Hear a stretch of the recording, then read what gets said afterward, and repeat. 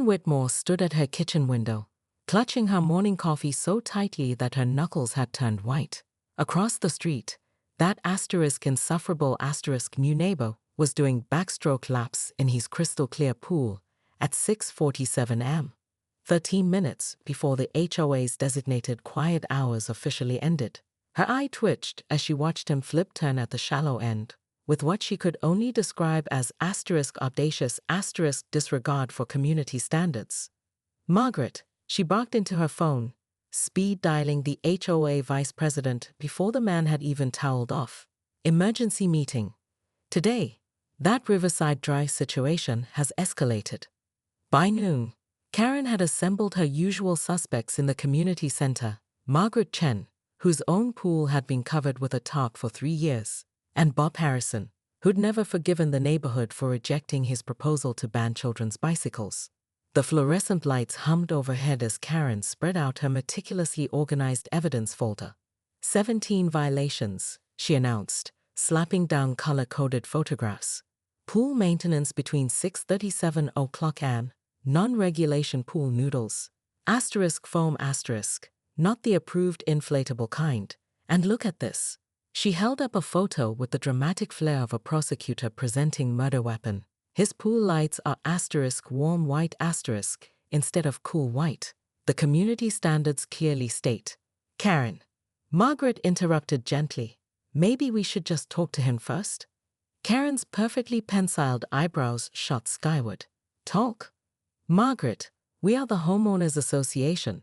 We don't talk we enforce. If we let one regulation slide, where does it end?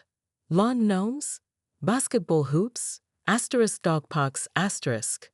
The very thought made her shudder.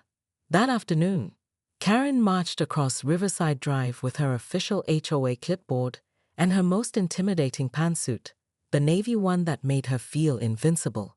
She rang the doorbell 3 times in rapid succession, the way she'd learned from watching courtroom dramas.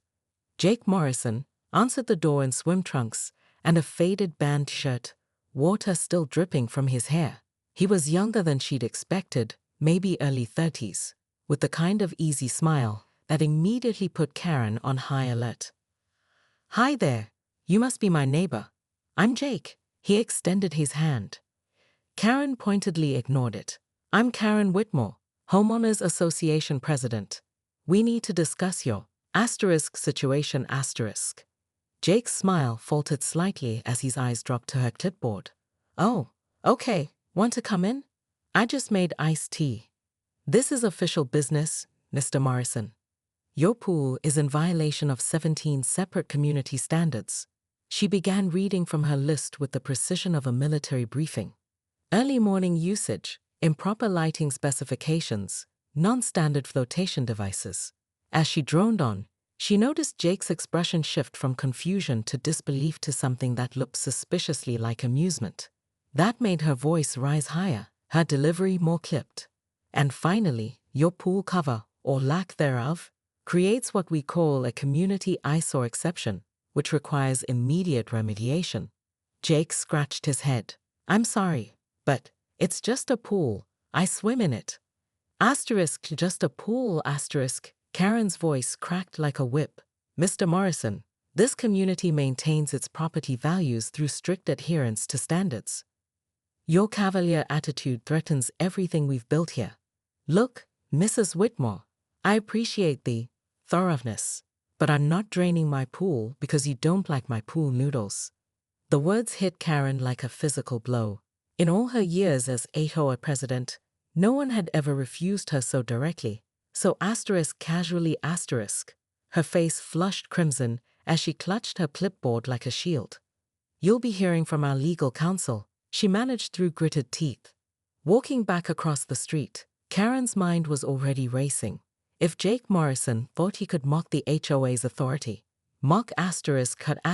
authority, he was about to learn exactly what kind of woman he was dealing with.